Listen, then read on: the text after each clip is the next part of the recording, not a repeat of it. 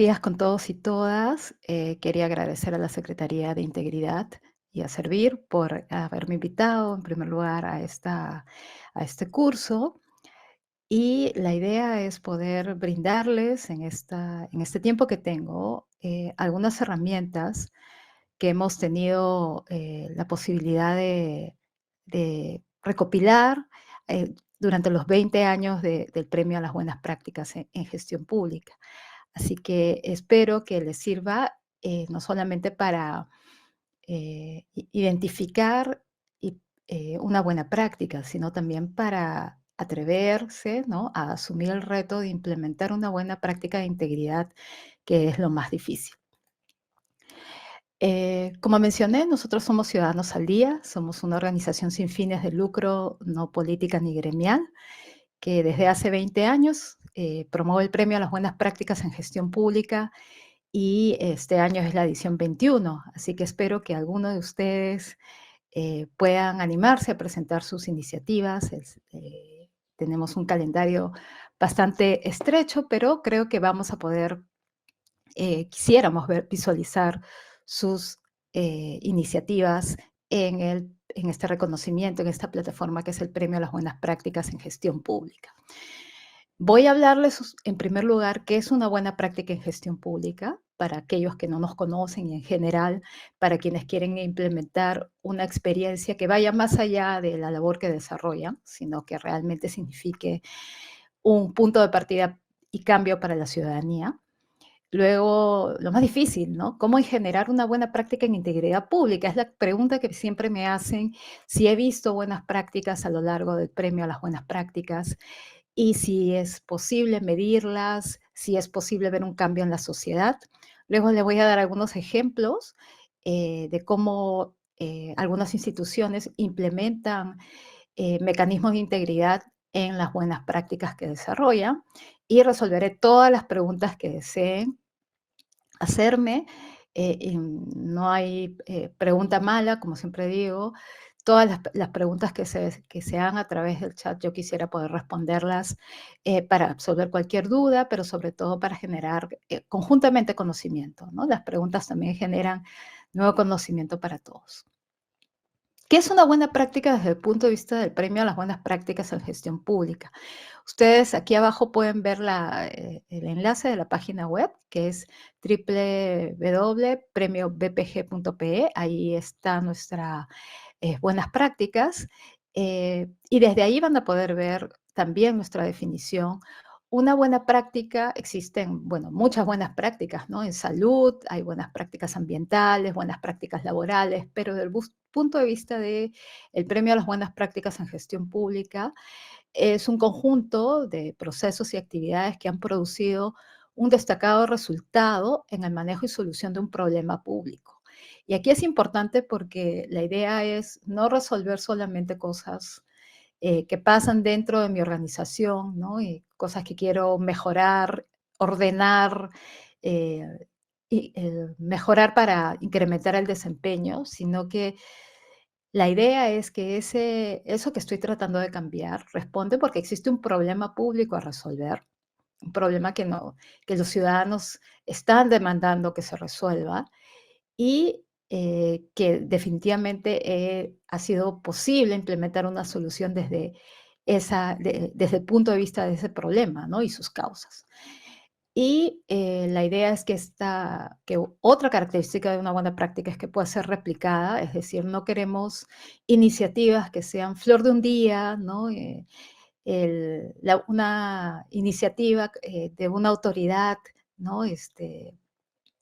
Que decide un día hacer algo, sino que responde, ¿no?, a una política pública que hace que se institucionalicen buenas prácticas y y formen parte del quehacer de la institución para mejorar su desempeño. Entonces, la idea es que también lo que se haga bien sea replicable y sea sostenible en el tiempo. Y finalmente, una buena práctica en gestión pública tiene que tener una orientación ciudadana, tiene que poner al ciudadano o a la ciudadana en el centro de la gestión y transformar su vida porque estoy haciendo algo que realmente va a mejorar, ¿no?, el servicio, el bien que estoy prestando, y por tanto esa persona va a tener una mejor educación, una mejor salud, eh, opciones de trabajo, y sobre todo, dado el contexto de este curso, mejoras en una sociedad que es más íntegra y menos corrupta. Y básicamente lo que nosotros hacemos es seguir esta secuencia, ¿no? De izquierda a derecha, ¿no?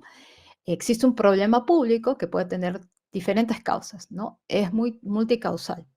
Pero el problema público, como mencionaba, tiene que ser visto desde el punto de vista de la ciudadanía. Es decir, la ciudadanía enfrenta ese problema, ¿no? Hago colas y me piden coima en la cola para poder estar más adelante y yo quiero ser íntegro y no quiero pagar la cola, pero tengo una necesidad porque el servicio no me permite otra posibilidad y soy parte de la corrupción, ¿no? Entonces, yo quisiera como ciudadano, como ciudadana, un lugar en donde haya menos corrupción, en donde pueda acceder al servicio sin que tenga que pagar coima, ¿no? O soy una municipalidad que va a un ministerio para definir el perfil de un proyecto y se encuentra con que su proyecto siempre está retrasado, ¿no? No es una prioridad, no se le atiende, ¿no? Y el grupo de esas autoridades de esa municipalidad, ¿no?, trata de ir por caminos, ilegales para poder hacer aprobar su proyecto, y hay de un lado y del otro lado, ¿no?, incentivos para cometer actos de corrupción. Entonces, ese problema público, ¿no?, solamente es desde un servicio, desde la ciudadanía, ¿no?, sino que también puede ser parte de un sistema que una institución administra. Entonces, y que tiene consecuencias, obviamente, para un grupo de personas, una población, para la sociedad. Entonces, la idea es plantear una solución creativa, innovadora, ¿no? Eh, con mucho impulso, pero sobre todo con muchas ganas, ¿no?, de poder cambiar esta situación y no dejarse llevar por el letargo o por la idea de que todo es corrupción en el Perú, sino que por el contrario se pueden hacer cosas distintas y llevar a cabo esa solución planteándose objetivos, ¿no?, y actividades que al final me lleven a un resultado importante en la eh, disminución del problema o por lo menos alguna de sus causas a lo largo del tiempo, ¿no? Entonces, como ven, la idea no es solamente implementar por implementar una iniciativa, o tampoco es que tengo un grupo de actividades y las voy a juntar y con ello voy a decir que estoy combatiendo la corrupción, sino que tengo que pensar en cómo realmente desde el problema, desde la identificación del problema, voy a implementar una solución que al final me va a dar resultados. Y ese es yo creo que el principal problema, ¿no? El principal desafío, diría yo, para todos ustedes que quieren desarrollar mejoras para mejorar la integridad en sus instituciones o en las entidades públicas en general, o aquellas personas de la sociedad civil que estén también llevando el curso, de las empresas que quieren mejorar los niveles de integridad en la sociedad, ¿no? El punto de partida, el reconocimiento del problema es lo más importante. Y la definición en el espacio, tiempo, ¿no?, geográficamente, en las personas a los que queremos eh, incidir, es, creo que el punto clave para poder lograr una solución que, como decían al principio de la introducción, Silvana, sea realmente, ¿no?, muestre a la ciudadanía de que estamos o que están ustedes realmente cambiando, ¿no?, o mejorando la integridad pública, ¿no?, y la lucha contra la corrupción. Entonces, básicamente, esta explicación de la buena práctica o diseño e implementación de una buena práctica tiene que ser medida, ¿no?, yo digo, en forma sencilla por dos indicadores, ¿no? Al lado izquierdo tengo una variable, ¿no?, que puede ser el número de colas o el número de coimas o el número de delitos que se cometen, ¿no? Y en el otro eje tengo el tiempo, ¿no? Entonces ustedes, ¿no? Debieran tener la posibilidad de decir que gracias a esta implementación, esta mejora que han desarrollado, pues hay una disminución de la corrupción en el tiempo, con evidencia, medido, ¿no? No solamente con una expresión o con un deseo, ¿no? O con una apariencia de, sino con evidencias, ¿no? O que mejora la legalidad, ¿no? Y nuevamente con evidencias, ¿no? No solamente basta con decir, creemos que ha mejorado, ¿no? Gracias a que tenemos implementado una aplicación o una plataforma, ha mejorado la integridad. ¿Cómo sabemos que eso está pasando? Lo único que nos demuestra que eso es correcto es que haya una medición adecuada de, de esta mejora o esta disminución de la corrupción, y para ello hay que forzarnos a medir, ¿no? A medir, y eso implica tener una fotografía del problema siempre desde el principio. Nosotros tenemos una pregunta en el formulario de inscripción. Este es el resumen de esa pregunta, ¿no? En el formulario de inscripción al Premio Buenas Prácticas en Gestión Pública es la pregunta C14, inciso 3, que es: ¿cuáles son los resultados de la reducción de riesgos de corrupción? ¿No? Y la idea es que cualquiera sea la práctica que están implementando, que puede ser desde capacitación para niños, niñas y adolescentes sobre salud sexual o reproductiva, o que estén desarrollando una capacitación para mujeres emprendedoras o para víctimas de violencia, o estén desarrollando un geoservidor para medir el nivel a través de fotos satelitales, ¿no? El estado de conservación de nuestra selva, cualquiera sea la actividad que estén desarrollando, la pregunta es, ¿han incluido, ¿no? La variable corrupción? ¿No? El problema generaba espacios para la corrupción. La solución que están implementando previene, identifica y combate directamente la corrupción. eh, Está desarrollado con partes interesadas, ¿no? O con lo cual puede ser transparente, puede ser participativa, o solamente se ha hecho desde el escritorio, que puede generar eso también suspicacias, ¿no? De cómo se está llevando a cabo ese proyecto, y resultados obtenidos en la disminución de riesgos contra la corrupción, ¿no? Y esta pregunta se hace a todos los participantes, ¿no? De en qué medida tu experiencia, como que puede ser diversa, como mencioné, que puede ser sobre temas de comunicación, temas de inclusión social, de incidencia pública, de educación, de salud, de disminución de la desnutrición crónica, o sea, lo que estás haciendo dentro de una institución de acuerdo con tu mandato funcional, ¿no? Está reduciendo la corrupción. Y si no, no partiste, ¿no? O no tienes una acción, le decimos claramente a los participantes que nos pongan que no se ha desarrollado con ningún instrumento, ¿no? Y entonces esta pregunta, ¿no? Nos lleva a una estadística, ¿no? Y esta es la estadística, ¿no? Solo el 42% de las personas, ¿no? Perdón, de las postulaciones presentadas el año pasado, solo el 42% de las postulaciones presentadas el año pasado tuvieron una respuesta en la que indicaban cómo la práctica que habían desarrollado utilizaba instrumentos o herramientas para reducir la corrupción. El 58%, o sea, más de la mitad de las postulaciones, no incorporaban herramientas o instrumentos para reducir la corrupción. Lo cual para mí me resulta, y esta es una estadística que casi se repite, ¿no? En los últimos, yo diría, 6 o 7 años que tenemos esta pregunta, y ello me lleva a pensar que todavía no se han hecho esfuerzos más allá de la capacitación o de el desarrollo de reuniones para la implementación del modelo de integridad.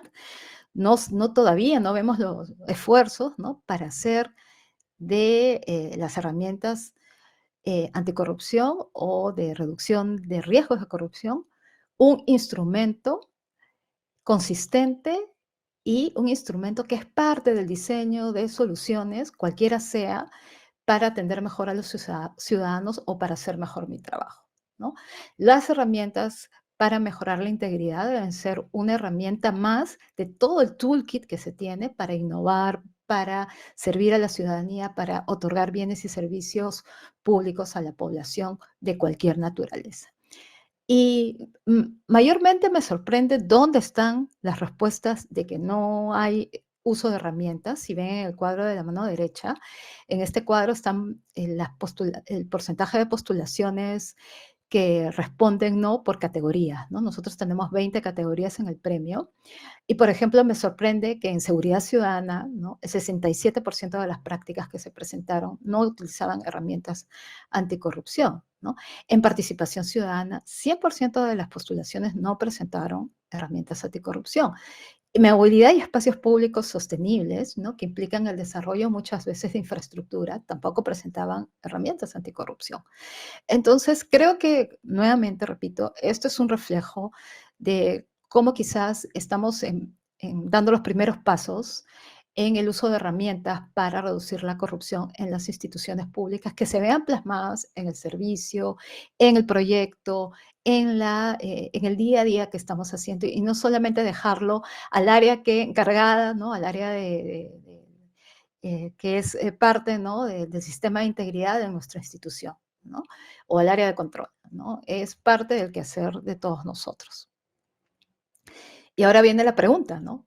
¿Cómo generar una buena práctica en integridad pública? ¿No? Porque esa es la pregunta que nos hacen también muchas de las instituciones, y dentro de las instituciones muchas áreas que trabajan no de cara al ciudadano, sino, por ejemplo, como digo, son los encargados de implementar el modelo de integridad, o son los encargados de el área de recursos humanos que tiene que capacitar a las personas, o son el área de sistemas que tienen que generar una nueva tecnología para reducir los riesgos, ¿no? De corrupción, pero no atienden a las personas, ¿no? Entonces, pues voy a compartirles algunos, yo diría, pequeñas pastillas en cada una de las partes del desarrollo y la implementación eh, de una experiencia, ¿no? O de un proyecto para poder estar seguros de que vamos a ir por buen camino, ¿no? En primer lugar, es definir el problema. Y aquí a veces tenemos una mirada poco precisa de lo que es el problema que queremos resolver en términos de corrupción o integridad pública, ¿no? A veces el problema no está adecuadamente, ¿no? Circunscrito en términos de población afectada, territorio, tiempo, costos, etcétera. Y si no tenemos una buena identificación del problema, va a ser más difícil luego medir si estamos logrando cambios a futuro, ¿no? Entonces, mi primera recomendación aquí es tómense un tiempo para ver el estado de la cuestión y tener datos, registros, hacer mediciones de cómo está siendo, ¿no? Estamos encontrando la situación, ¿no? Y ello implica tiempo, implica creatividad también, ¿no? Para levantar esa información, pero solo con ello vamos a poder garantizar de que las acciones que estamos desarrollando realmente van a reducir la corrupción, ¿no? ¿Y cuáles son yo diría, la respuesta típica, ¿no? Que recibimos en la descripción de un problema? Esta frase que dice: "La corrupción es el principal problema del país", ¿no? Esa definición de que la corrupción es el principal problema del país es muy general, ¿no? Algunos incluso utilizan la data de las encuestas nacionales, ¿no? De los rankings internacionales de la OECD o de Transparencia Internacional para decir que en el Perú el principal problema es la corrupción. Pero si el principal problema es la corrupción en el Perú, es el problema de todos y de nadie, ¿no? Y tú, desde tu institución, desde tu organización, desde tu espacio, tienes un control más pequeño de la corrupción. O sea, no vas a incidir en todo el país. Entonces, sí tienes que tener claro dónde vas a implementar tu mejora? ¿Dónde vas a innovar? Tienes que circunscribir ese problema, ¿no? Y aquí pongo un ejemplo, ¿no? La institución recibe diariamente 400 ciudadanos en su oficina central. En la encuesta de satisfacción 2025, el 45% de los ciudadanos atendidos en un día manifestaron que pagaron coima para obtener una cita.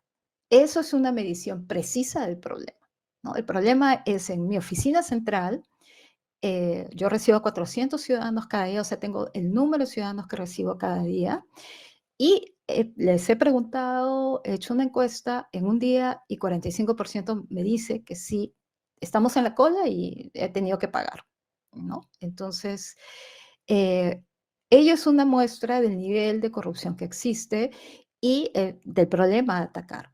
Entonces, no es que sea el principal problema del país o tengas una sensación de que en compras públicas, ¿no? Hay algún problemas o en la, según los estudios, ¿no? De Contraloría, el número de obras que no se llevan a cabo o que en donde participan partes interesadas y desarrollan actos de corrupción, ¿no? Es describir el problema en donde estás, desde donde estás.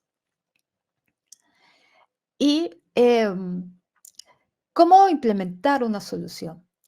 Y aquí muchas veces lo que hemos visto en muchas de las postulaciones que desafortunadamente no cumplen con los requisitos para hacer buena práctica, es que la solución no corresponde o no está relacionada con el problema que están llevando a cabo o que están señalando, ¿no?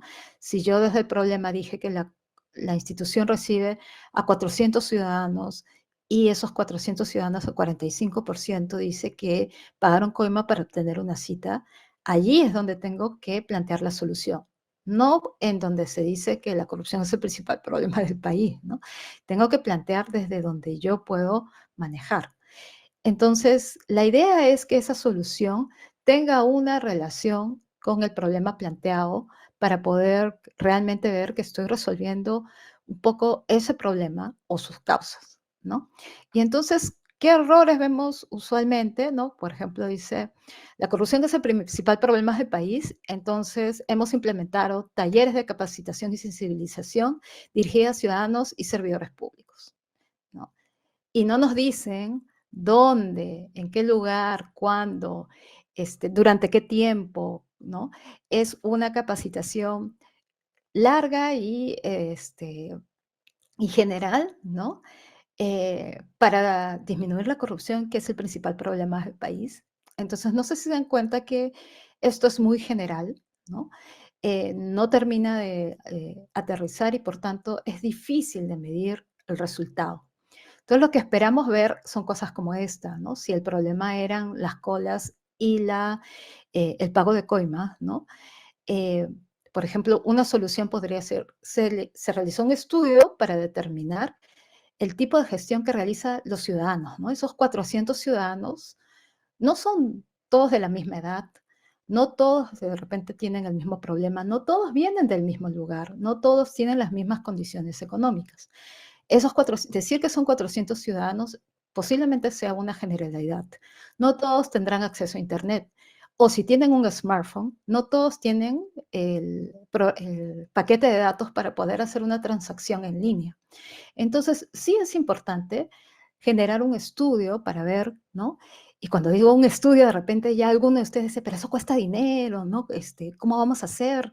No tenemos la partida presupuestal se aprobará para el próximo año, ¿no? Pero sí hay formas de poder perfilar quiénes son tus ciudadanos, ¿no? En un tiempo determinado, para poder saber quiénes son, con qué recurrencia van. De repente existen trámites que requieren solo un día, ¿no? Requieren horas y otros que pueden tomarse más tiempo, algunos son más urgentes que otros, dependiendo de la institución que dirijan, ¿no? Y se implementaron diferentes canales de atención para disminuir las colas, ¿no? Como ven, esta es una solución directa al problema público que plantea este ejemplo y no es que estemos tratando de combatir la corrupción en el país, ¿no? O sea, de manera general. ¿Se está resolviendo la corrupción? Sí, pero de manera específica, en un lugar controlable, desde lo que tú puedes hacer. desde lo que tú puedes desarrollar en el espacio en donde estás. Y aquí creo que viene la principal dificultad, que es la medición de resultados, ¿no? Porque una de las principales dificultades que siempre nos comentan en diferentes instituciones es, ¿cómo puedo medir el resultado? ¿No? ¿Cómo puedo medir si yo heredé el proyecto? Esa es una de las principales eh, conversaciones que tenemos con muchos servidores públicos, con muchas funcionarias y funcionarios públicos que nos dicen, yo he heredado este proyecto, pero no tengo la línea base, nunca medimos al principio y no sé cómo medir el ahora, ¿no? Siempre decimos que pueden haber mediciones recurrentes al principio de año, ¿no? A mitad de año. Tú puedes tener una fotografía de cómo poder mejorar esta situación, ¿no? Pero sí es importante, ¿no? Esta medición longitudinal, que quiere decir medir constantemente lo que estamos haciendo y si estamos logrando resultados desde el punto de vista de las personas. Entonces, el problema que tenemos cuando tenemos estos ejemplos generales, ¿no? Como la corrupción es el principal problema del país, entonces hemos implementado talleres de capacitación y sensibilización dirigida a los ciudadanos y servidores públicos, y entonces hemos certificado 500 personas en el último año con el 98% de satisfacción y 95% del conocimiento del tema. ¿Cuál es el problema de esta medición desde el punto de vista de una buena práctica? Lo que te está diciendo es que desarrollaste una serie de actividades, pero no necesariamente estás disminuyendo la corrupción, que es el principal problema del país, ¿no? Entonces, el problema muchas veces que no está bien descrito, difícilmente va a lograr, ¿no? Que podamos generar una medición consecuente, longitudinal, que nos permita ver un cambio desde el momento en que iniciaste el proyecto o la implementación de la buena práctica, es decir, la línea base, y los cambios que queremos lograr a futuro. Entonces, un ejemplo mucho mejor es que, regresando al problema de las colas y el pago de coimas, es que si tú realizaste un estudio, ¿no? Para determinar que había, ¿no? Un perfil diferenciado de ciudadanos, el resultado es que se cuenta con 3 canales de atención, 2 virtuales y 1 presencial, y según la encuesta de satisfacción que se realiza posteriormente en una segunda encuesta, solo el 5% de los ciudadanos atendidos en un día manifestaron que pagaron coima para obtener una cita. Entonces, aquí sí hay una muestra clara y directa que tú estás combatiendo la corrupción, ¿no? Pero porque has identificado bien tu problema, porque has logrado, ¿no? Generar en el espacio-tiempo en donde estabas una, encajonarlo, digamos, ¿no? O ponerlo a tener un buen marco, ¿no? Que te diga dónde sí puedes incidir. Y quizás, ¿no? Con la suma de todos, sí logremos combatir la corrupción general en nuestro país.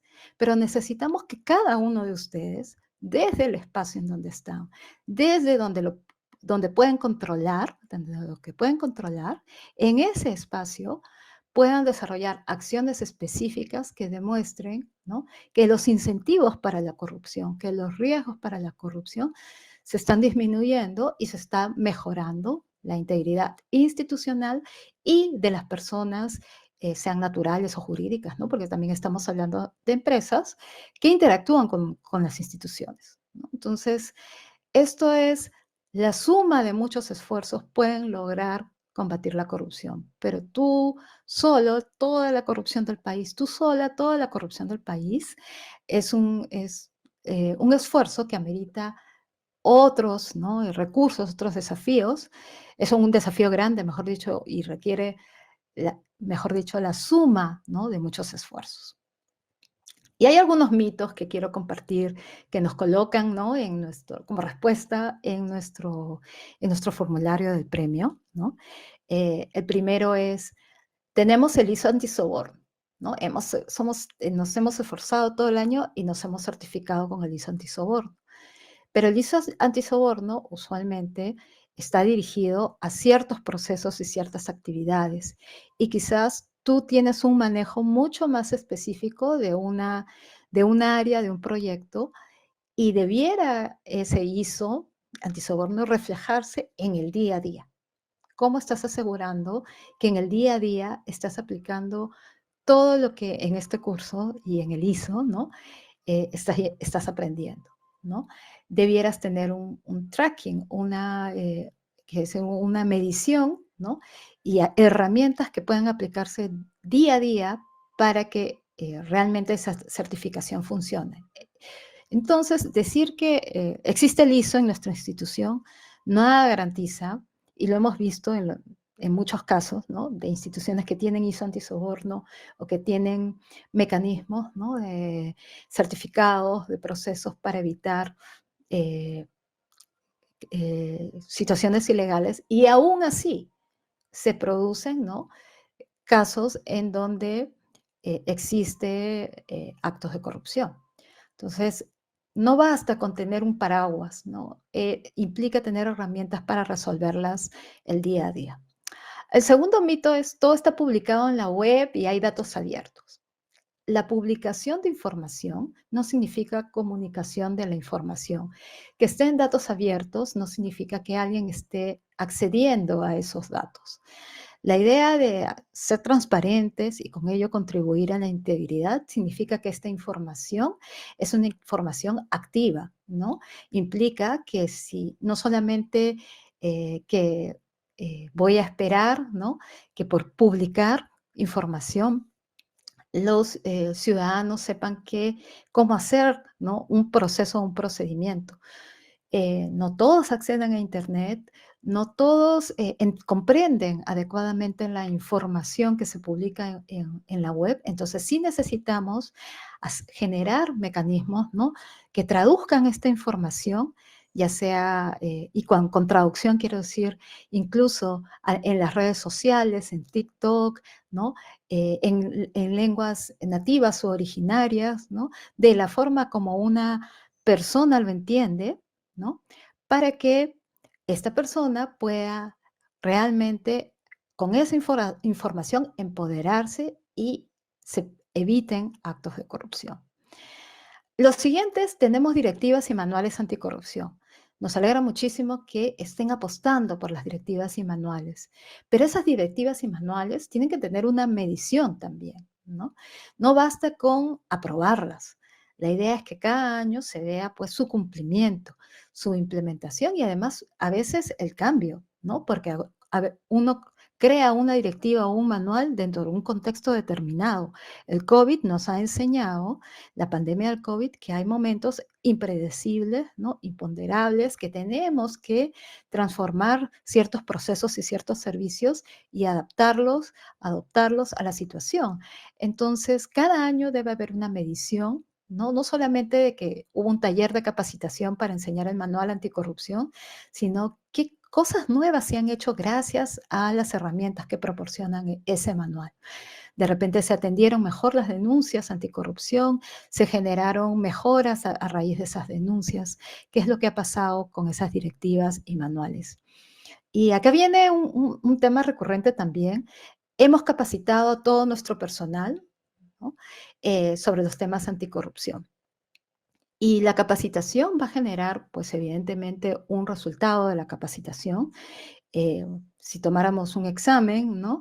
Podríamos saber cuánto las personas han mejorado, ¿no? Sus conocimientos sobre los mecanismos de integridad y el modelo de integridad o las alternativas que pueden generar, o la ley de contrataciones, o los mecanismos de meritocracia en el sector público, ¿no? Podrían hacerse mediciones, pero nada nos garantiza que después de ese examen, si no hacemos otro tipo de mediciones, podamos saber que esa aplicación del conocimiento en la vida diaria, esa toma de decisiones, en la vida diaria se están haciendo tomando en cuenta la ética, ¿no? Los lineamientos que aprendimos en la capacitación. Entonces, no basta con hacer una prueba de salida, ¿no? La medición tiene que ser constante, las posibilidades de haber espacios en donde se expongan, ¿no?, situaciones de corrupción o de apariencia de corrupción y se resuelvan, ¿no? Debe ser parte de los mecanismos que puedan decirnos que esto no es solamente un curso que debemos pasar, ¿no?, sino se convierte realmente en un instrumento para combatir la corrupción. Y finalmente, ¿no?, la digitalización de procesos, ¿no? Toda esta idea de que ya que lo hemos pasado todo a un sistema, vamos a reducir considerablemente los riesgos de corrupción. Detrás de la digitalización y los instrumentos y la inteligencia artificial, detrás de todo ello hay personas que toman decisiones. La inteligencia artificial no decide firmar todavía, ¿no?, una resolución, una contratación, todavía no hemos llegado a ello. Entonces, mientras no haya que o no exista que la inteligencia artificial otorgue por sí sola, ¿no?, una certificación, una conformidad de obra o cualquier otro instrumento, ¿no?, eh, todavía estamos muy lejos. Y además, desde el punto de vista de la ciudadana y el ciudadano, que todavía, ¿no?, en muchos casos somos alfabetos digitales, en muchos casos no tenemos paquetes de datos para acceder a esa información, difícilmente vamos a reducir la brecha, sino incrementarla, ¿no? Imagínense una persona a la que le dicen: "Miren, para hacer seguimiento de su trámite, tiene que ver la página web, no tiene que venir aquí". Esa persona estará dispuesta a pagarle a otra persona para que pueda ver la página web. Entonces, la digitalización puede estar creando otras formas de corrupción. Entonces, aquí lo importante es ver siempre y meditar alrededor de qué tipos de incentivos estamos creando y qué riesgos existen. Entonces, para terminar con esta parte, recuerda, así en sencillo, que los talleres que realizas, el material que entregas, las normas que implementas, incluso la presentación de denuncias o el acceso a páginas web, todos son indicadores de actividad. Y está bien, estás haciendo tu labor, porque es evidencia de que estás cumpliendo con objetivos presupuestales y tus planes operativos. Pero a ese nivel no estás diciendo que estás combatiendo la corrupción o mejorando la integridad. Lo que te asegura y lo que la evidencia, ¿no?, y lo que te hace una buena práctica, lo que hace una buena práctica es que tengas indicadores de resultado e impacto, en donde las denuncias disminuyen, en donde se reduce la insatisfacción porque ya no tengo que pagar coima ni hacer colas excesivas que me induzcan a pagar coimas, o se reduce la ilegalidad, ¿no? Entonces, esos son indicadores de impacto que sí evidencia que estás haciendo una buena práctica en integridad. Y quiero compartirles a ustedes algunos ejemplos para después dar paso a algunas preguntas que quieran hacerme los organizadores o ustedes también, de buenas prácticas de integridad, que la idea es aplicarlas no solamente a la parte institucional, alrededor de los recursos humanos o los procesos internos, sino que se va haciendo en la medida que voy desarrollando cualquier tipo de proyecto, ¿no? Es transversal, recordemos, es transversal y se lo han repetido, me imagino, a lo largo de este curso. Y la idea es que cada una de esas acciones que estés desarrollando puedan tener una herramienta y un contenido, ¿no? Y tú puedas eh, preguntarte constantemente si estás realmente desarrollando eh, una buena práctica en integridad pública y que realmente estás obteniendo sobre todo resultados, ¿no? El Programa Nacional de Asistencia Solidaria, Pensión 65, no sé si hay en la sala algún representante, pero bueno, ellos ganaron, ¿no?, la categoría cooperación público-privada por una práctica que se llama Cambiando Vidas mediante la mejora de la visión de cerca de los usuarios de Pensión 65, articulación que cambia vidas. Básicamente, para quienes no conocen el programa Pensión 65 o no conocen y no conocen esta práctica, el programa Pensión 65 está dirigido a personas en situación de vulnerabilidad, que son adultos mayores y que reciben, ¿no? Debido a su situación precaria, una transferencia económica condicionada. Y la organización MSH, que es una organización internacional sin fines de lucro y tiene una filial Perú, desarrolló una acción de colaboración con Pensión 65 para brindar lentes a las personas, adultos mayores, ¿no? Y a través de un proceso de donación internacional y de unas acciones específicas que se desarrollan con los beneficiarios, poder entregarle estos lentes que realmente cambian sus vidas. Yo uso lentes porque nunca usé lentes antes de los 40 años y ahora tengo presbicia y entiendo que todos nosotros vamos a pasar por la presbicia, que es la disminución, ¿no? De nuestra visión de cerca. Una persona en situación de vulnerabilidad, de escasos recursos, poder acceder a unos lentes que mejoren su vista de cerca, les cambia totalmente su vida porque las hace más independientes, porque van a poder leer, ¿no?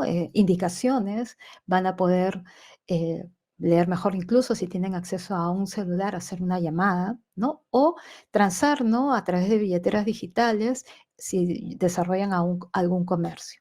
Entonces, sí están cumpliendo con un objetivo que es mejorar la vida de personas en situación de vulnerabilidad. ¿Cómo le, cómo le metemos la herramienta o el ingrediente anticorrupción? ¿No? Y a pesar de que nos mencionaban dentro de esta, porque esta es la respuesta literal, ¿no? Copiada tal cual de la pregunta sobre herramientas de integridad, ellos dicen, bueno, que Pensión 65 tiene una serie de certificaciones, pero además, ¿no? Se realiza un registro de las personas beneficiarias y tienen una base de datos. Nosotros accedimos más bien a un enlace en donde nos mostraron muchas fotografías y muchos registros, ¿no? Nominados de personas, pero sobre todo lo más importante era la foto, ¿no? Que era la forma como ellos registraban que estas donaciones habían sido entregadas en diferentes localidades del país.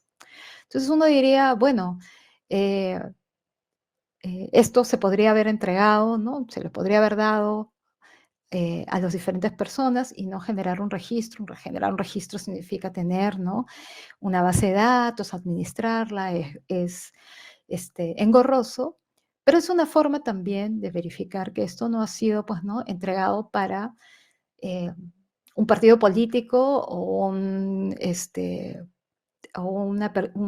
determinada persona, autoridad que quiere ganarse, ¿no? Un goodwill político o una aceptación política, sino se está entregando a las personas que lo necesitan, a las personas, ¿no? A las que está dirigida el programa.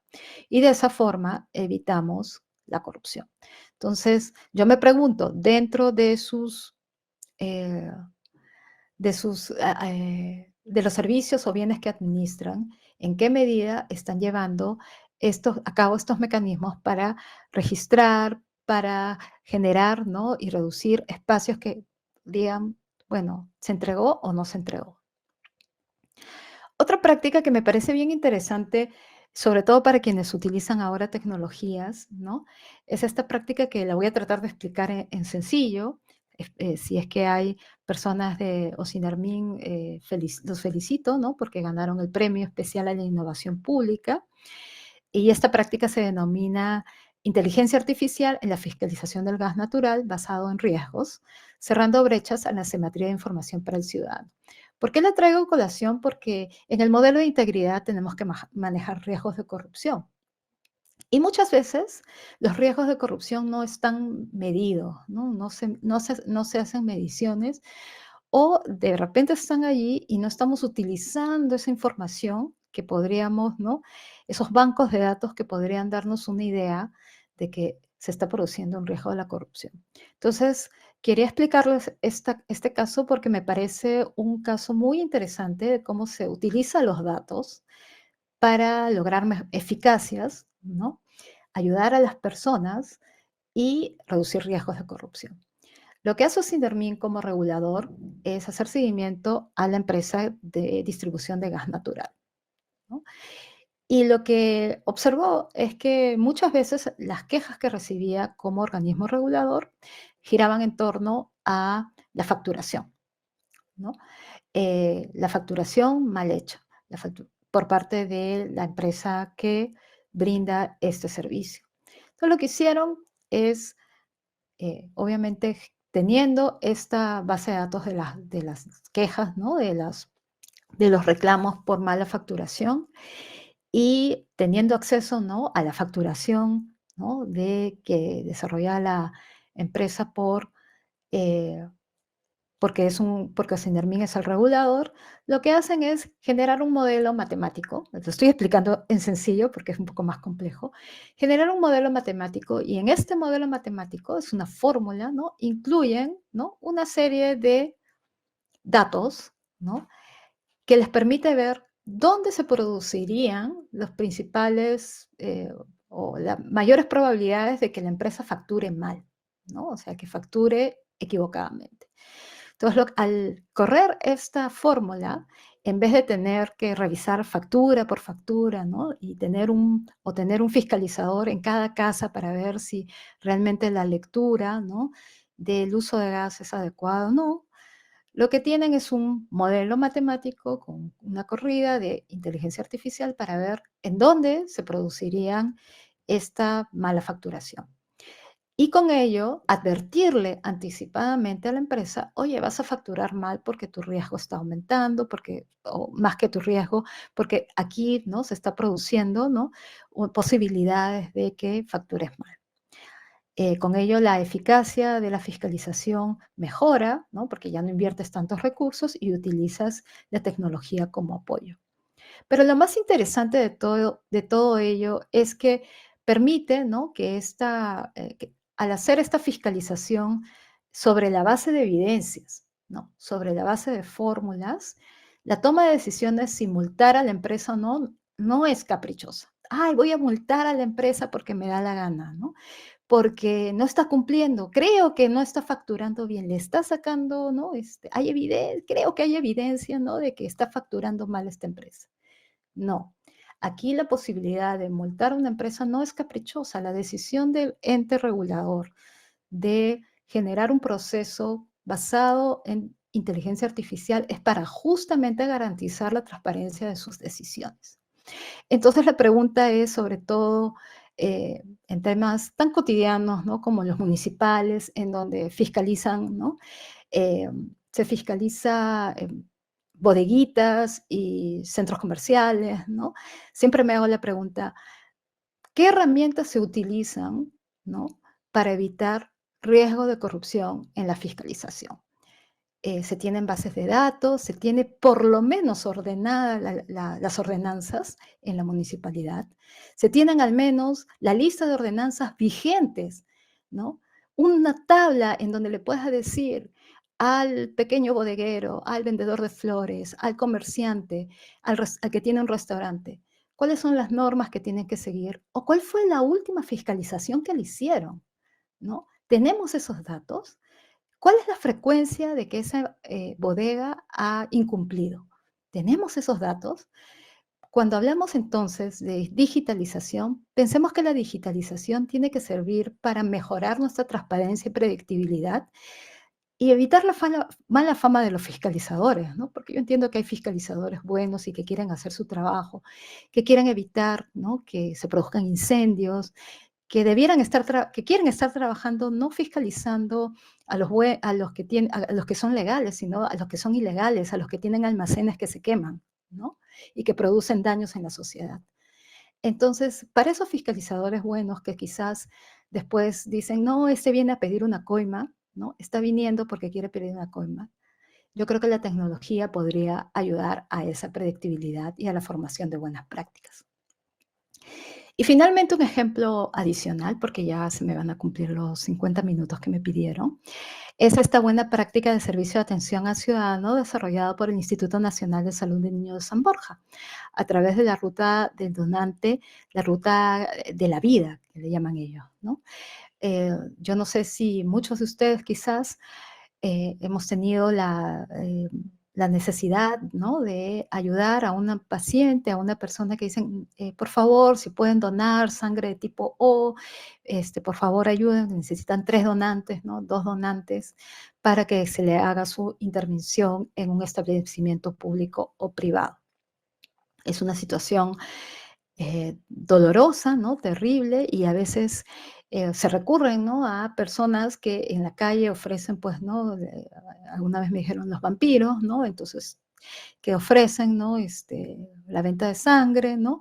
O se producen, pues, ¿no?, situaciones en las que el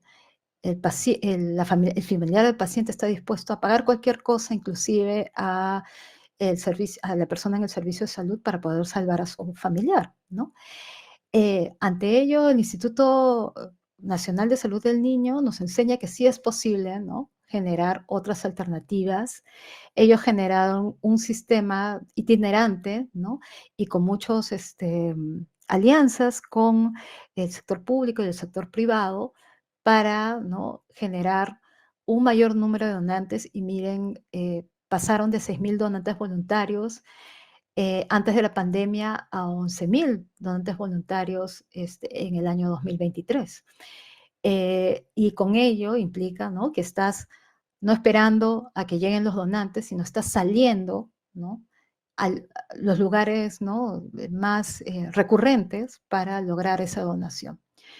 Pero lo más importante es que este proceso también ayuda, ¿no?, a reducir riesgos y fomentar, ¿no?, la ética y particularmente la transparencia en los procesos, ¿no?, en este caso de donación. Entonces la pregunta es, ¿qué servicio, ¿no?, estás generando actualmente? ¿Qué bien o servicio estás desarrollando? Y cómo ¿no?, quiénes están accediendo a este servicio y cómo tú haces para que esa interacción sea mucho más amigable, mucho más servicial, mucho más cercana y por tanto se eviten, ¿no?, las posibilidades de corrupción. Entonces, tengo muchos más ejemplos, pero la idea es con mucho gusto poder resolver algunas dudas y contarles algunas otras experiencias que podrían ayudar en la implementación, en el diseño, implementación y medición de su buena práctica. Muchas gracias.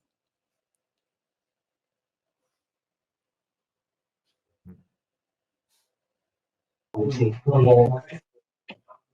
Muchas gracias, Caroline, por esta exposición, por compartir todas estas experiencias. Y me quiero quedar con algo que comentabas durante tu exposición y recordar que la integridad no es, o implementar algunas acciones para fortalecer la integridad no es solamente eso, ¿no? No debería quedar solamente en emitir un lineamiento, una directiva, en el fortalecimiento de capacidades.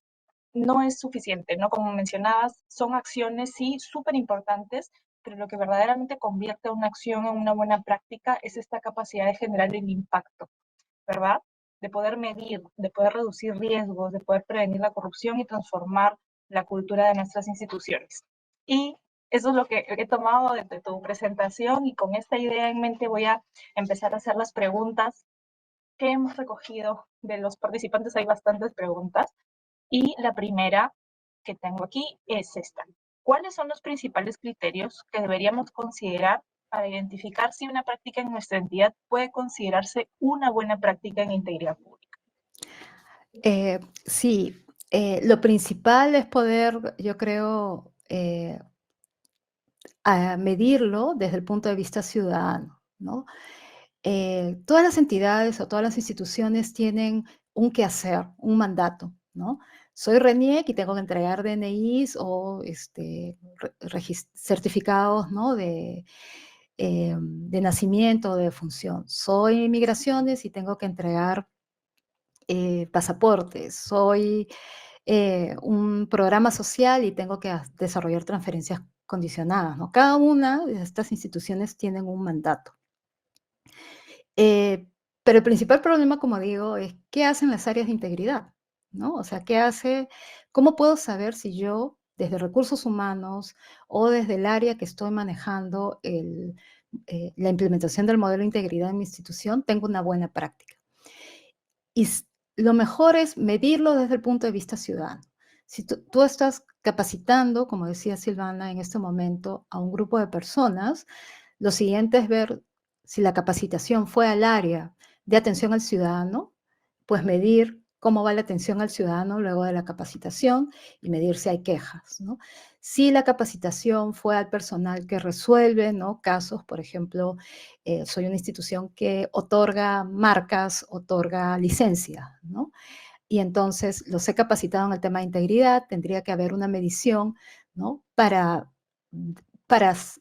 ayudar a mirar si es que la atención que se está dando al ciudadano o el momento de la resolución, ¿no? El otorgamiento de certificaciones se ha hecho de una manera realmente íntegra y no, pues, no parcializada, dependiendo de quién esté al otro lado, ¿no? Entonces, esa mirada desde el punto de vista de cómo pedir información a otras áreas para ver qué está pasando con el ciudadano es lo que hace la diferencia en la medición de una buena práctica o no. Hay prácticas, como digo, experiencias que se quedan en la parte de actividad, en talleres, en implementación de normas, ¿no? Pero no nos dicen nada después de lo que pasó. Y esa parte de la medición es la más importante. Y lo segundo que creo que es importante es ver la relevancia del problema. No basta decir con que el problema es relevante para la institución adentro, sino cuánto el ciudadano para ello es importante. ¿Me es importante que pinten las veredas o las líneas de la vía pública? Sí, me es importante, pero más importante es que recojan la basura que está fuera de mi calle, ¿no? Entonces, desde el punto de vista ciudadano, ¿cuál es el problema principal? Y ahí es donde usualmente el comité técnico, el equipo técnico decide si es una buena práctica o no.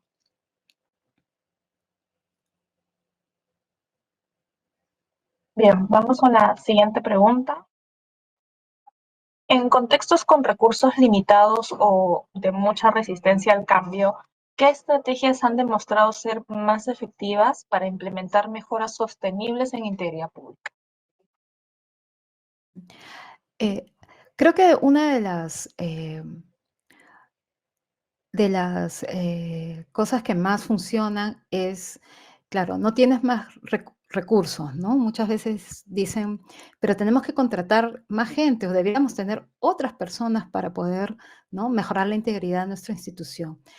Y mi reflexión siempre ha sido, con quien estemos, tenemos que lograr, ¿no? Mejorar la integridad. Con quien estemos debemos desarrollar la buena práctica. Y ahí depende muchísimo de la capacidad inspiradora. Mm, lo ideal sería del jefe institucional, ¿no? Pero si no es el jefe institucional o la jefa institucional, la inspiración que pueden lograr, ¿no? La persona que dirija este proceso de integridad. Em, y hacer que se pongan mediciones, ¿no? Algo chiquito, por ejemplo, ¿no? De inspiración es, así como en las empresas celebran, ¿no? Tantos días sin accidentes, ¿no? Algunas empresas privadas celebran, hacen una celebración, ¿no? Tenemos 100 días sin accidentes, 360 días sin accidentes, ¿no? En una fábrica. La pregunta es, ¿cuánto celebrarías? ¿Podrías celebrar tantos días sin denuncias, tantos días sin casos, ¿no? Con tu equipo y ponerse una meta, ¿no? Lo otro que puedes hacer también es, una de las cosas que siempre hay que repetir al público es, y siempre es una forma también de repetirse a uno mismo, es cuál es el código de conducta e integridad que tiene la organización. Entonces, una de las cosas que yo observé, por ejemplo, en algunas instituciones, en mi experiencia de ver prácticas internacionales, es que hay instituciones en donde el funcionario público, ¿no? Que atiende a alguien, se toma la molestia de leer una tarjeta a la otra persona y decirle no solamente que esté colgado, ¿no? Esta institución no hay discriminación, ¿no? sino tener una tarjeta y decirle a la persona, en esta institución eh, apoyamos la integridad, ¿no? O promovemos la integridad y estas son las 5 cosas que hacemos o las 5 cosas que no se pueden hacer. Y es una forma de recordar y recordarte a ti y recordarle al otro, ¿no? Que no vas a aceptar ninguna coima o que no vas a promover ninguna coima. Entonces son como medidas específicas que tienen que inspirar, ¿no? A otros y que puedan ayudar también a la medición. Claro, has mencionado pequeñas acciones chicas. Son pequeñas, ¿no? Es como complementando ya la cultura de integridad que se podría implementar dentro de cada una de nuestras instituciones, pero estas pequeñas acciones evidencian mucho más lo que promovemos como entidad, ¿no? Lo que mencionabas, no es suficiente con publicar los datos, sino es mostrar cómo los puedes usar. La transparencia activa es súper importante, pero también es como ir difundiendo o traduciendo, que lo mencionabas también durante tu exposición, ¿no? De repente, ok, lo publiqué, pero no está en un lenguaje tan accesible, tan ciudadano, entonces promoverlo a través de, no sé, de repente uso de redes sociales para que todas las personas lo puedan entender. Y sobre esto, en tu presentación mencionabas algunos casos, como el de Pensión 65 o Sinarmin, como algunas buenas prácticas, y nos piden si podrías comentar de alguna buena práctica en región, si es que viste alguna buena práctica en gobiernos regionales o locales. Eh, de hecho, a lo largo de este premio, que ya tiene 20 años, hemos visto desde inicio, ¿no? Prácticas que ahora ya podrían ser como el mínimo, ni siquiera el mínimo, es lo menos que podríamos esperar, ¿no? Cuando empezamos este premio en el 2005, el acceso a la información o la obligación de tener páginas web por parte de los gobiernos regionales y locales no era inmediato. Quienes estaban obligados eran el gobierno nacional, ¿no? Pero ya habían gobiernos regionales, como el gobierno regional de Lambayeque en ese entonces, o el gobierno, o un gobierno local como la Municipalidad Distrital de Miraflores, que ya tenían página web. Es más, hacían las secciones en línea, ¿no? Entonces eso demuestra que no tienes que esperar una ley, ¿no? Sino que puedes hacerlo desde antes. Eso es uno. Y lo otro, dentro de los procesos de integridad, puedo contar algunas que espero que, o sea, que me gustaría ver más, ¿no? Sobre todo aquellas que tienen que ver con las compras de menores a 8 ITs, por ejemplo, ¿no? Tuvimos al gobierno regional anterior, el de Cusco, ¿no? No el actual, el anterior, en donde se publicaban, ¿no? Estas páginas, eh, pero no solamente se publicaba las ofertas, sino se ayudaba a que fuera una página activa, ¿no? Para resolver consultas, para lograr mayor participación en estas contrataciones que son menores, ¿no? Y eso ayuda también a ver que no es a dedo, ¿no? Otra de las prácticas que me gustó muchísimo para los que están en temas de cultura, ¿no? Porque uno dirá, bueno, los temas de cultura no hay corrupción, podría haber corrupción, ¿no? Una de las prácticas que me gustó mucho también es del gobierno municipal anterior de la Municipalidad de Lima en Lima durante la pandemia, ¿no? Eh, Obviamente ellos tenían una serie de recursos para hacer actividades tipo el aniversario de Lima, ¿no? Actividades culturales, ¿no? Visitas, y la pandemia lo detuvo. Pero además tenían muchas personas, muchos artistas que se quedaron sin trabajo de la noche a la mañana porque se cerraron los establecimientos públicos. ¿Qué hicieron? Un fondo concursable transparente, ¿no? En donde les dijeron a todas estas eh, agrupaciones culturales que presentaron sus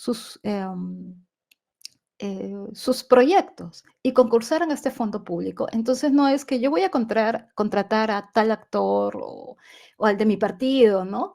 Sino transparentemente hago que todos concursan este fondo concursable, publico las reglas, publico las bases y todos tienen una oportunidad de trabajo virtual en esa época, ¿no? Pero totalmente transparente. Entonces son dos muestras de buenas prácticas que se pueden hacer. Pregunto gestor municipal que estás ahorita y que estás haciendo actividades de intervención en la calle o culturales, ¿qué mecanismos estás llevando a cabo para que esto sea transparente?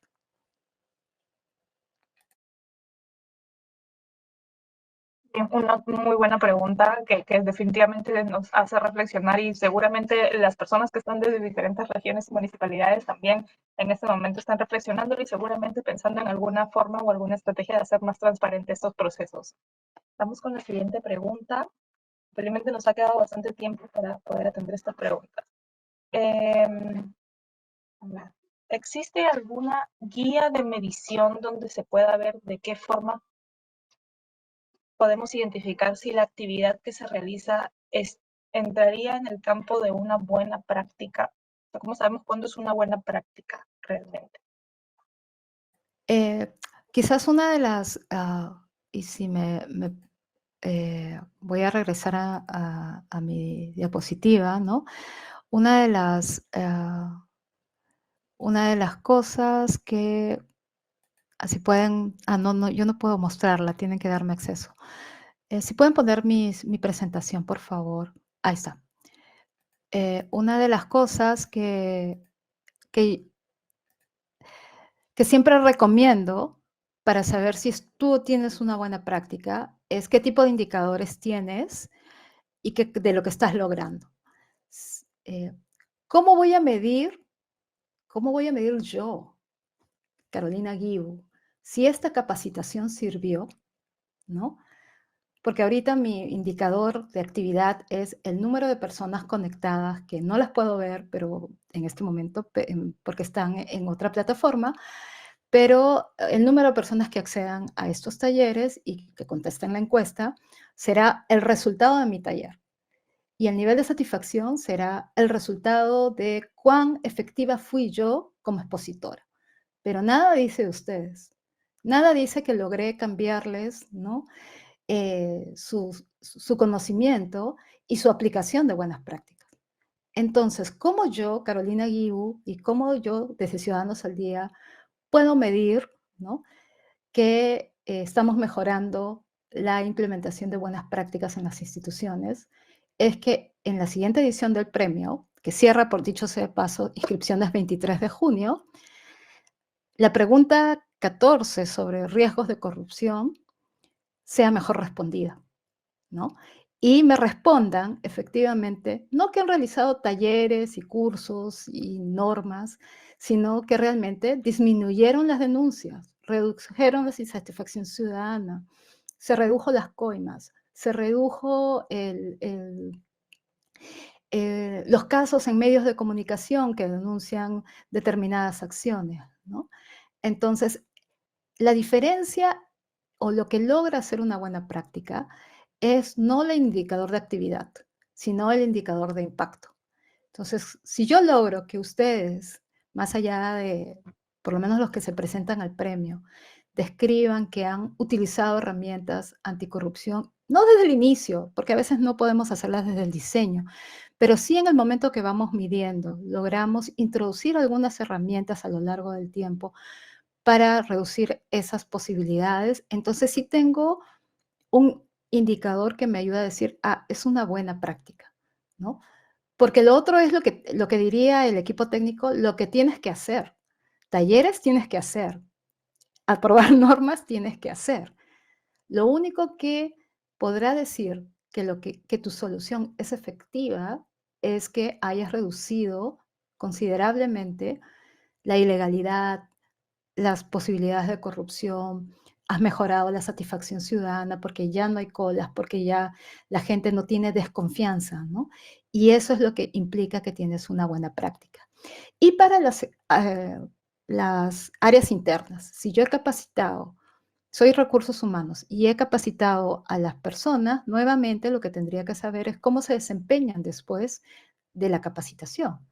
Si yo he implementado una mejora informática que mejora el gasto, por ejemplo, el uso del presupuesto, yo tendría que ver cómo esa mejora del presupuesto se traduce, ¿no?, en mejores servicios que obviamente son menos corruptos, menos discrecionales, ¿no?, y que no generan posibilidades de corrupción.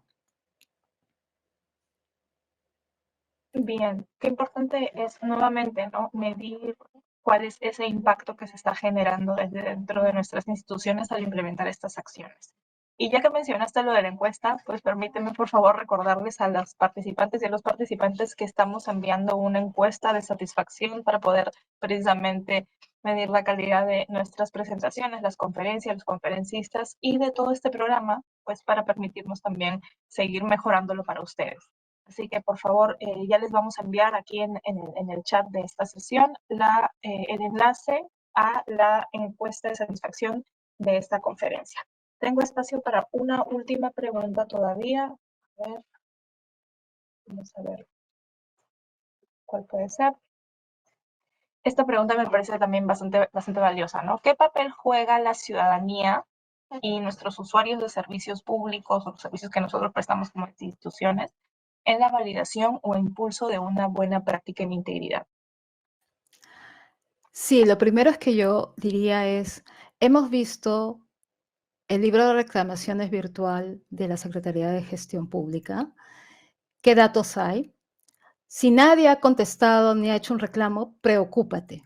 No es que estés bien, es porque nadie conoce que tienen un libro de reclamaciones. Si no tienes un libro de reclamaciones, no tienes una fuente para empezar en donde medir posibilidades de insatisfacción o posibles actos de corrupción. Entonces, ¿no? Un primer acercamiento hacia cómo podemos saber qué es lo que podemos mejorar es ver cómo está la gente pensando en nosotros, qué tipo de eh, situaciones, ¿no? Se están llevando a cabo y cómo podemos de allí resolverlas, ¿no? Em, También podrías estar haciendo encuestas, podrías estar midiendo particularmente, pero sí existen ya, yo creo, herramientas que podrían estar ayudándonos. Y lo segundo es, a veces cuando pensamos en una solución de implementación de una práctica de integridad, eh, creo que, la idea es resolverla desde el escritorio, ¿no? Y lo que tenemos que hacer es justamente resolverlo con los actores. ¿Cuántos de ustedes se han sentado a conversar con sus usuarios, ¿no? ¿Cuántos de ustedes conversan, por ejemplo, con el personal de limpieza? El personal de limpieza a veces te puede decir qué es lo que considera está pasando en la organización, ¿no? No es que sea un infiltrado, sino es su percepción de lo que considera pasa en la organización, sin decir nombres y apellidos, ¿no? Eh, y los ciudadanos a veces se dejan llevar por los medios de comunicación, ¿no? Entonces, si tú haces una pregunta al azar afuera, ¿qué piensas de tu institución? Quizá te digan, eres una institución corrupta, ¿no? Pero no han hecho ningún trámite en tu organización, ni saben ni siquiera que existe, ¿no? Entonces, sí es necesario, y esto es un ejercicio que a mí me parece bien importante, no solo hacer campañas, ¿no? No solo desarrollar este tipo de acciones para dar a conocer a la institución, sino sentarse, ¿no?, con las personas y desarrollar acercamientos que permitan escuchar qué es lo que piensan de nuestra institución, porque escuchan en los medios de comunicación o porque perciben, ¿no? Y estando en la cola, qué consideran que es lo que pasa, ¿no? Muchas personas actúan por recomendación de otras o porque otras personas le han dicho, ¿no? Y obviamente, y esta es la parte más difícil, sí vamos a encontrar personas naturales o jurídicas que son corruptas y que alientan, ¿no? Las posibilidades de corrupción. Entonces, allí es bien importante que uno desde un principio pueda poner, ¿no? Las herramientas adecuadas, hacer uso de las herramientas adecuadas para recordar, ¿no? Que este es un espacio en donde estamos tratando de ser libres, ¿no? De corrupción y recordar a la persona lo que puede hacer y lo que no puede hacer. Algunos actos de corrupción son más bien actos de ineficacia, ¿no? Entonces una persona puede decir, esta institución es recontra corrupta y lo que tiene en realidad es un servicio mal implementado. Entonces, nuevamente, libro reclamaciones o encuesta de satisfacción o pararte al costado y mirar a tu institución y ver dónde están las fallas. Y van de la mano. La ineficacia es, ¿no?, un alimento para la corrupción, ¿no? Y viceversa, la corrupción es un elemento para un caldo de cultivo para la ineficacia también, porque no estás actuando con los mejores. Entonces, mejorar las ventanillas, mejorar la interacción, mejorar la satisfacción ayuda a reducir esa sensación o esa percepción de que va a tener el ciudadano de que tu institución es corrupta. Pero eso no basta, tienes que trabajar adentro también. Procesos engorrosos, sistemas que no funcionan, no tener ordenado tu ordenanza nuevamente, ¿no? Porque claro, las leyes nacionales están en el SPID, pero las leyes subnacionales es difícil de ordenamiento, genera que alguien tome mal una decisión, genera que alguien, caldos de cultivos para la corrupción interna. El desorden ayuda a la corrupción. Entonces, corregir afuera, el front office, lo que llaman, y corregir adentro, ¿no?, el back office, ayudará a que ese ciudadano, esa ciudadana no tenga, ¿no?, alientos para ser corrupto. Bien, muchísimas gracias, Caroline. Súper importante toda la conferencia, todo lo que has compartido con nosotros y estas recomendaciones. También lo importante, sobre todo, nuevamente, ¿no?, destacar lo importante que es conversar con nuestros usuarios, con el ciudadano, con la ciudadana, con el personal interno dentro de nuestras instituciones para conocer o identificar bien qué podemos ir mejorando y cómo está generando esto, si es que realmente está generando algún impacto en el fortalecimiento de la cultura de integridad y en la percepción, sobre todo, ciudadana, ¿no? Hicieron una pregunta relacionada a qué herramientas tenemos para combatir la corrupción, qué herramientas tenemos o qué herramientas existen. Si me permiten también mencionarles que tenemos la Secretaría de Integridad Pública ha puesto a disposición muchísimas herramientas. Hay una guía de gestión de riesgos para fortalecer la integridad. Tenemos una plataforma de denuncias de corrupción también. Hay plataformas que fortalecen la integridad, la plataforma del registro de visitas en línea, la plataforma de videodiligencia, diversas herramientas también que van a poder encontrar y lineamientos que van a poder encontrar en go.p/integridad. Y finalmente, Caroline, si podrías compartirnos nuevamente la información sobre cómo postular al premio a las buenas prácticas en la gestión pública. Hay bastantes personas que están interesadas al respecto.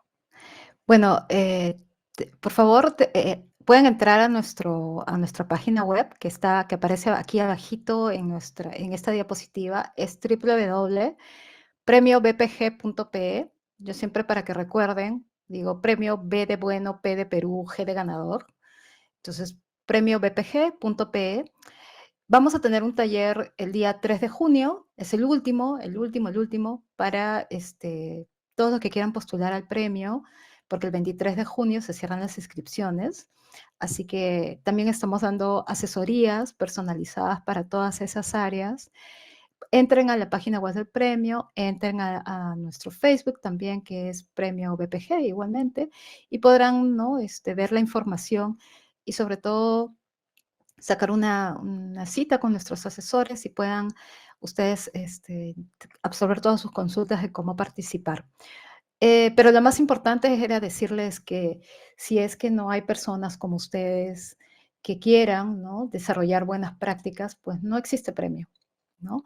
El premio es solamente el reflejo de que hay buenas personas, ¿no?, que quieren cambiar las cosas en la gestión pública y somos una resistencia, digamos, ¿no?, a acciones que pueden degenerar más, ¿no?, la política peruana. Entonces, tratemos todos, ¿no?, y los felicito por querer capacitarse, ¿no?, e implementar una buena práctica, y tratemos todos de hacer un poquito cada día desde lo que nos toca.